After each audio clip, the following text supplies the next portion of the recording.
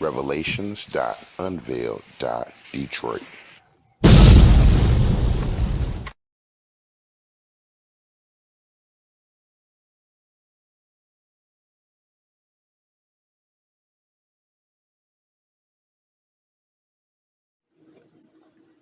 Lynching Black Veterans, the continuous review of the treatment of American citizens and military service people.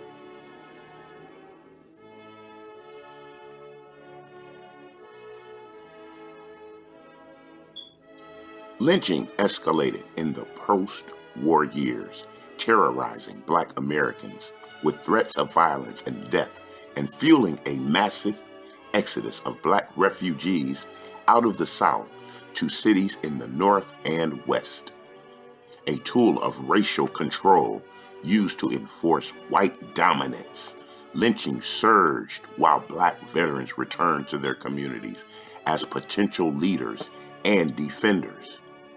Many of these veterans were targeted precisely because their status threatened to upend the myth of racial inferiority on which the ideology of white supremacy relied. During this period, Black veterans became widely associated in the minds of many white people with an attitude of defiant resistance that could prove deadly in a society where racial subordination was violently enforced. This perception put Black veterans in jeopardy even years after the war, and many Black veterans were killed as a result of being continuously targeted for racial violence. On January 10, 1922, a white mob chased down and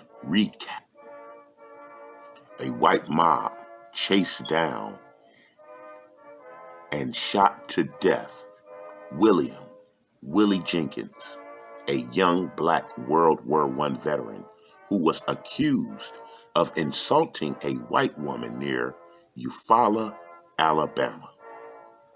The mob reportedly captured Mr. Jenkins just across the Georgia state line and brought him back to Eufaula, where he escaped, only to be recaptured. His body was later found on the side of the road about 4 miles from town, riddled with bullets. In 1937, a veteran named Ernest McGowan refused to accept his victimization at the hands of a white mob and reported to the authorities in Waller County, Texas, that he had been attacked and wrongfully accused of stealing cattle. In response, the mob found Mr. McGowan and killed him. On April 29, 1939, World War I veteran Lee Snell was driving a taxi in Daytona Beach, Florida, when he accidentally struck and killed a 12-year-old white child riding a bicycle. Mr. Snell was arrested and charged with manslaughter. During a transfer between jails, 2 brothers of the deceased child stopped the police car and fatally shot Mr. Snell. Officers did not use force to apprehend the men, and the brothers drove away. The brothers called out to the constable, "I'll see you after the funeral." The brothers were charged with murder, but the constable declined to identify them at trial, and a jury acquitted them both of all wrongdoing.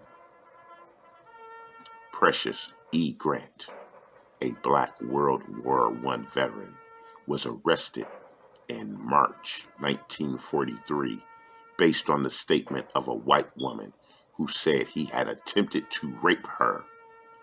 The woman admitted she had never seen her assailant. She claimed he had grabbed her from behind and fled when she screamed. Mr. Grant was arrested and jailed on March 21 and held for several months awaiting a trial that would never come. On November 28, 2 white men seized Mr. Grant from his cell. killed him, and left his corpse in the woods for the birds.